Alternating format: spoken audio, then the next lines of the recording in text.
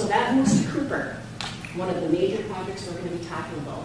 And I'm going to actually have Gary and Kevin talk about what are the main concerns that are happening at Cooper, why we feel we need to replace Cooper instead of doing a remodel or an enhancement.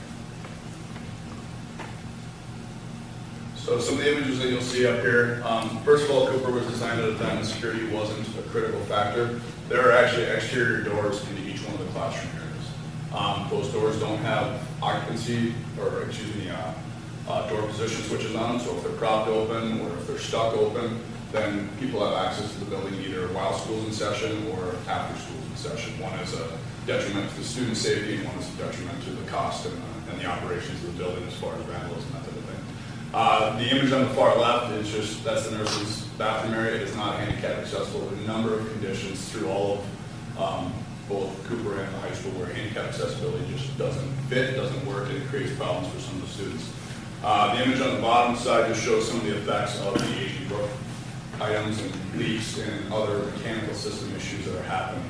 The image on the top right, besides it being the door, also shows a stoop or a concrete platform that doesn't have a stoop under it.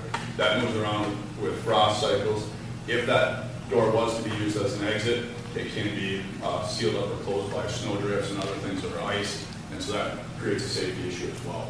So there's a number of issues that would have to be or should be done to make Cooper more safe.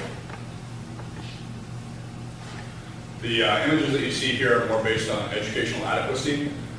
It looks like a mess. It's actually a design mess, I'll call it. They use shelves, bookshelves, and other things to create barriers between the classroom spaces. The building was designed as an open classroom concept, and at the time, that made a lot of sense. Now when we start looking at the way students learn and the distractions and impacts and the effects of enunciation and the ability to understand the syllables, it's critical at the younger ages. So when you start having sound bleed from classroom to classroom area, it makes it very difficult not only for the students to pay attention and stay focused on their task, but it also creates understanding or trying to even figure out what the word is that's being said. The other issues that you see in the hallway area and the circulation path are situations where what used to be storage rooms or rooms for folks to gather and work at are now being used for special needs, special ed, or other educational functions. And so all that storage function now gets moved out into the hallway and creates clutter and hazard issues as far as moving around in the corridors. The other item with that corridor, if you were to see the other side of that picture, you'd see that the corridor is wide open in the classrooms. So if you're at the back of Cooper, one of the Cooper houses, and you need to leave to go to the bathroom or to go someplace else in the building, or the class is dismissing to go to gym, as those 20 kids walk through those rooms, they disturb the other 3 classrooms that they're going through. So that's another major factor in some of the issues that are happening there. Probably another thing that we could mention here is Cooper is the only school we have that shares a gymnasium with the cafeteria. And that's kind of indicated by the picture on the left. You can see the tables are down. What that does is it creates a labor-intensive movement from a gymnasium, physical education class ends, a gym class ends. We have to turn over the space fairly quickly, short 15 to 20 minutes, and it becomes a cafeteria that the kids come through, eat, and then we have to do the exact opposite, turn it back into a gymnasium again for the next gym class right after the lunch period. The little inset picture up on the upper right is a picture just of the kitchen area. It's extremely tight in there. It's kind of like everything else at Cooper. Things have been packed in. It's a very tight space. And I would just add one other piece. This facility, this kitchen, is right across the hall from 2 of our classes. They've been first grade classes, 1 to multi-age, and kindergarten classes.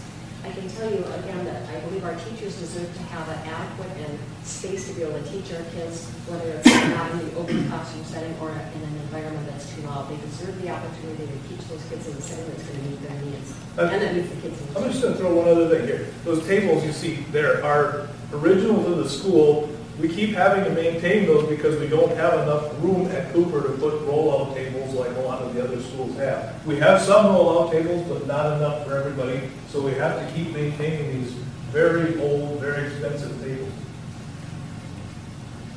So this next group of images has a couple different functions. That long corridor that you see actually combines what effectively are two different buildings, the Weisberg Addition and the original Cooper School. Again, that building was built at a different time in education where special needs students were separated and segregated to a different part.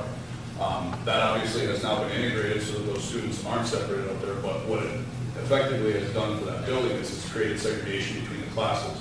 So now, when you look at the way the classroom arrangement is, the number of kindergarten rooms or first grade rooms, they don't all fit in one section of the building. So you have separation of those, and you have considerable travel distances, and again, issues relative to interacting and team teaching and those types of effects that happen.